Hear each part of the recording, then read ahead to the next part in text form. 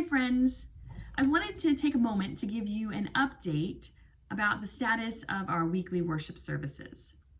The Bethlehem Church Council met last night and decided that we will continue with worshiping virtually through at least the end of June.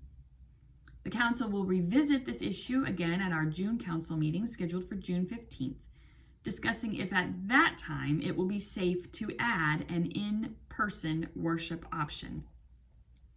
Additionally, the building will remain closed to meetings. All meetings need to be held virtually. If you need help figuring out how to call a meeting using a virtual platform, please let me know. It's really pretty easy to do once you get it set up and know how to do it, and I'm happy to help you. The council felt that it was important that we take a little more time, even while other churches are making different decisions, to observe how the numbers change in our area and around us based on the phased openings that have happened and will continue to happen over the next several weeks. We discussed how different worship would have to look if we were to open right now. Possibly no singing, everyone in face masks, having to sit in specific spots and not be able to mingle or greet friends in the ways that we're accustomed to. And we discussed how disheartening and difficult that might be for the few who did decide that they wanted to try to come back to in-person worship.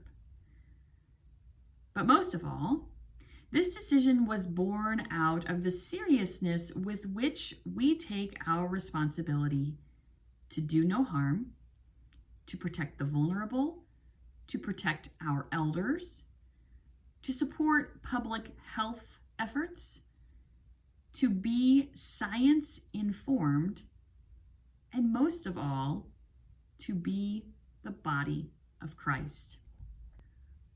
These are all conversations we will continue to need to have as we move forward.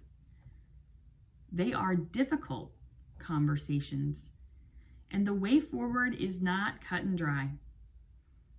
But the council continues to do our best to discern what is the most faithful thing to do for our church family. I know this is discouraging.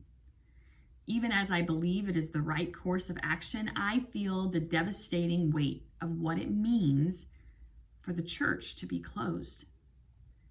Like you, I miss everyone, and I miss the rhythm of a week that begins with corporate worship.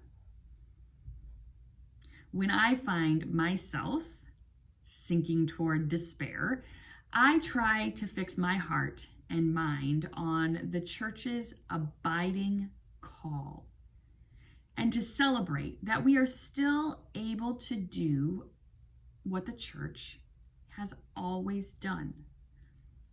Preach the gospel, extend the grace of the gospel to our neighbors through personal interactions and by supporting those in need.